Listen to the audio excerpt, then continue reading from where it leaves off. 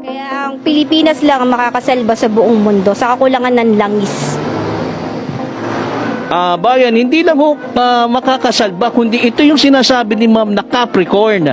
Ma'am, yung Capricorn ba is composed of how many scientists, how many yung mga gold miners ng mga research? Paano ba yan?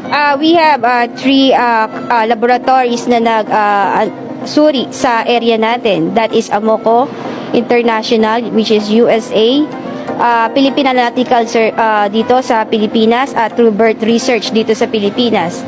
At ang bato na sinuri na pinagdikitan ng langis dito sa bansa natin is 475 million years old ang tanda. Ibig sabihin, panahon pa ng fossil fuel, panahon pa ng mga dinosaurs. At sa mga naman nakakanood ngayon na mukhang salapi, lalo na ho yung mga congressman, na mukhang salapi, meron hong congressman na lumapit ho kay Madam upang kunin ho yung buong detalye at malaman ho kung nasaan ho itong lokasyon na sinasabing napakaraming langis, sapagkat nanginginig na ho kanyang palad upang kamkamin yung yaman nitong langis na ito. Tama ho ba yun, Madam? Yes, maraming kumukontak sa akin, maraming nakipag-meeting before na gusto nila sila nang humawak ng Capricorn. Ngunit ito'y hindi ko binibigay. Bakit? Ito'y napakasagrado dahil ito'y para sa Pilipino, hindi para sa bulsa ng mga greedy na tao. Madam, ano ho mangyayari kung sakasakali magkaroon na ho ng lockdown? Ano ho gagawin ng Pilipinas? Wala. Dahil kasi pag nagkaroon ng lockdown ng langis ang buong mundo, wala. Nga ang Pilipinas. Dahil ang reserves ng buong mundo ngayon ay nanganganib na. Kaya ang dapat gawin ng Pilipinas ngayon is simula dun sa Malacanang hanggang pababa hanggang sa mga taas, makipagkaisa sila sa gagawing proyekto ng Capricorn na magsasalba hindi lang sa Pilipinas kundi sa buong mundo. Na-mention ni Madam itong Capricorn, no? Binabalaan ko po kayong lahat sapagkat meron po siyang sinabi kanina na itong Capricorn na ito ay isang sagrado. Isang napakasagradong aktibidades na meron ng divine intervention na sino hong magpaplanong unahan o nakawin sa kanila ay basta-basta na lang o bigla na lang daw mawawala. Ma'am, totoo ba yan? Yes. Ito ay napakasagradong yung Capricorn na to. Kaya nagtataka sila kung bakit ang Capricorn lang ang merong sample analysis sa area dahil sila ay wala. Ibig sabihin lang yan, ang mga tao na pumupunta sa area is greedy na tao na may personal na interest na hindi ibibigay para sa bayan. Alright, so ganito pala yan, bayan. Yun ho nagbabalak ng masama. Ako may nagtataka, bayan, sapagkat napakatagal na hong panahon, hindi ho nila nakikita. Sapagkat hindi ho pala, ito ay binigay o inihandog ng Ama sa mga greedy. Tama ho ba? Totoo yan. Alright, so kayo mga swapang dyan, pasensya na lang kayo, ha? Kasi wala pala kayong mapapala. Kahit pumunta kayo roon, bantay sarado pala ng mga spiritual. Yes. Totoo yan. Wala ko pala kayong magagawa kahit magdala pa kayo ng 1 milyong sundalo ron o kung sino yung private army nyo. Sapagkat yung palang nagbabantay doon, mga spiritual, ma'am. Totoo yan.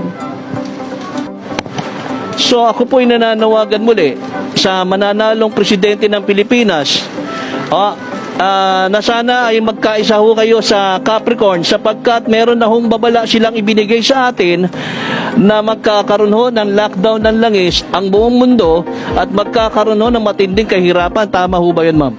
Oo, kasi pag ang langis ang pinaka-kailangan ng buong mundo. Kapag wala ang langis, lahat ay hihinto. Even factory, transportation, hospital, electric household, lahat yan hihinto pag walang langis. Kaya ang lahat ng yan, Pilipinas lang ang makakasalba. Ma'am, may binabanghit ko kayo na kapag natuloy na ho itong Capricorn, ay wala na hong mahirap na Pilipino. Hindi na ho sila maghihirap, kundi magkakaroon na ho ng maginawang buhay ang buong mamamayan ng Pilipinas. Totoo yan. Ang Capricorn ay para sa buong Pilipino, hindi lang para sa buong mundo. Ang Pilipinas ay magiging free tax, free house, free hospital, free education, lahat-lahat na.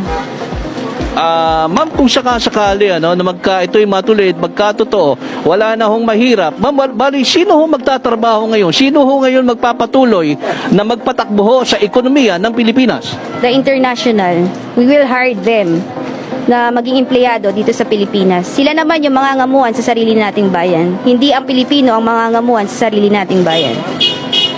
Oras sa madalit salita, ang Pilipinas ngayon ang mag-hire ng foreign workers ngayon dito sa ating bansa. Ang Pilipino ngayon ang magiging boss. Yes, totoo yan. So yung mga inapi dating OFW, may rest back time sila ngayon. Uuwi lahat sila dahil dito sila sa Pilipinas magtatrabaho din. And then we will hire the international na magtrabaho dito sa Pilipinas. Actually, marami na nagsisend sa akin, the international, the petroleum engineer, geologist, the international, Pakistan, OPEC, under the OPEC, madami. Bayan, ito hong aking kinakausap ngayon ay walang iba kundi si Madam Candy. Yes po. Ma'am, pakilalo ho muna kayo doon kasi napaka-interesting nitong pinag-uusapan ho natin ngayon hindi ho basta-basta itong revelasyon na sinasabi nyo ngayon sa buong mundo, sa bansang Pilipinas. Ma'am, pakilalo ho muna kayo kasi excited na masyado I'm Kaylin Peter Niagras. I'm the president of the Capricorn Crude Oil dito sa Pilipinas. Ma'am, bukod doon sa pagiging presidente nyo nitong Capricorn, ma'am, wala ho bang vice president o CEO? Wala ho bang ganun? Meron, pero ilalantad ko sila sa tamang panahon. So, Pilipino silang lahat? Yes,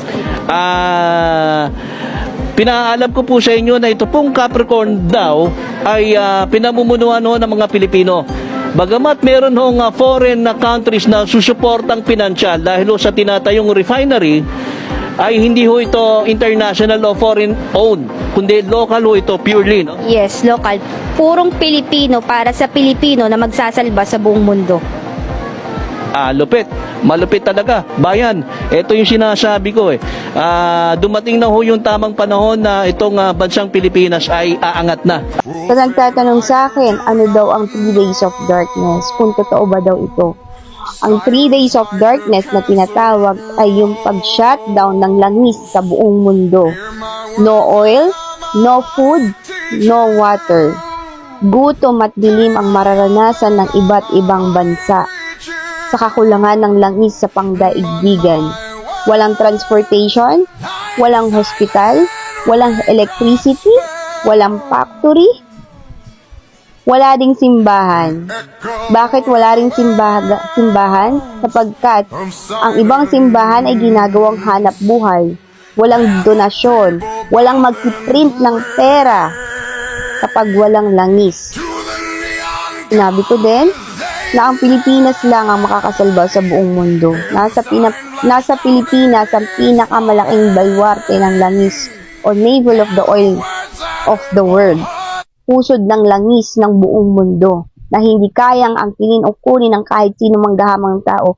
May isang tao lang na kayang kumuha ng sample nito at ilabas para sa bayan at magsalba sa buong mundo. Langis ng Pilipinas is high-watt, matured, authentic crude oil. Nasa Luzon, ito yung karamihan sa iba na nilalapastangan na hindi nila alam na ito pala yung magsasalba sa buong mundo sa magaganap ngayon. At lahat yan, sinabi ko, ma-expose, makikita, at masasaksihan ng dalawang mga mata niyo. Ang mga pilosopo na sasabihin na meron naman tayong solar, meron naman tayong windmill. Ito po hindi kaya mag-sustain sa isang bansa o magpatakbo sa isang bansa. Our weather is unstable. The oil is the engine of the world. Makina ng buong mundo ang langis. Kapag walang langis, nothing all the way. Yan yung tinatawag na 3 days of darkness. It's not only 3 days of darkness. Sinabi ko, ang Pilipinas lang ang makakasalba sa buong mundo sa nagaganap na yun.